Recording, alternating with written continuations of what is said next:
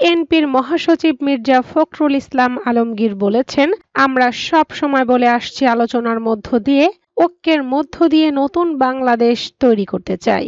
আমাদের মধ্যে ঐক্য সম্ভব হবে এবং আমরা সফল হব।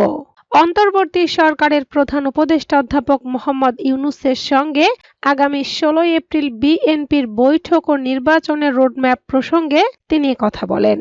সিঙ্গাপুরে সস্ত্রীক এক সপ্তাহের চিকিৎসা শেষে দেশে ফিরে সোমবার সন্ধ্যা ৬টার দিকে ঢাকার হযরত শাহজালাল আন্তর্জাতিক বিমানবন্দরে সাংবাদিকদের এসব কথা বলেন মির্জা ফখরুল।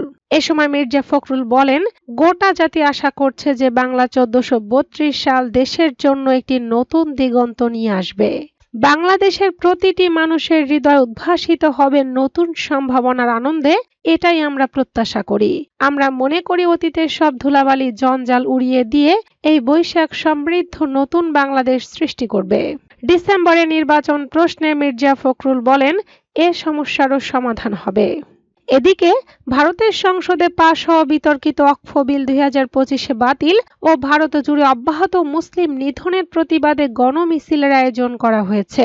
আগামী ২৩ এপ্রিল বাদ জোহর ঢাকা বাইতুল মোকাররম উত্তর গেট থেকে শুরু করে ঢাকায় ভারতীয় দূতাবাস অভিমুখে যাবে গণমিছিলটি। পরে ভারতীয় দূতাবাসের স্মারকলিপি প্রদান করা হবে। এ তথ্য জানান গণমিছিল ও স্মারকলিপি প্রদান বাস্তবায়ন কমিটির আহ্বায়ক মাওলানা জালাল উদ্দিন আহমদ। তিনি ভারতীয় দূতাবাস অভিমুখে ২৩ এপ্রিলের গণমিছিল ও স্মারকলিপি প্রদান সফল করার জন্য ঈমানদার তৌহিদি জনতা ও সংগঠনের নেতা কর্মীদের প্রতি আহ্বান জানান। সোমবার এ নিয়ে একটি বৈঠক করেছে বাংলাদেশ খেলাফত মজলিস। এতে সভাপতিত্ব করেন দলের মহাসচিব মাওলানা জালাল উদ্দিন আহমদ।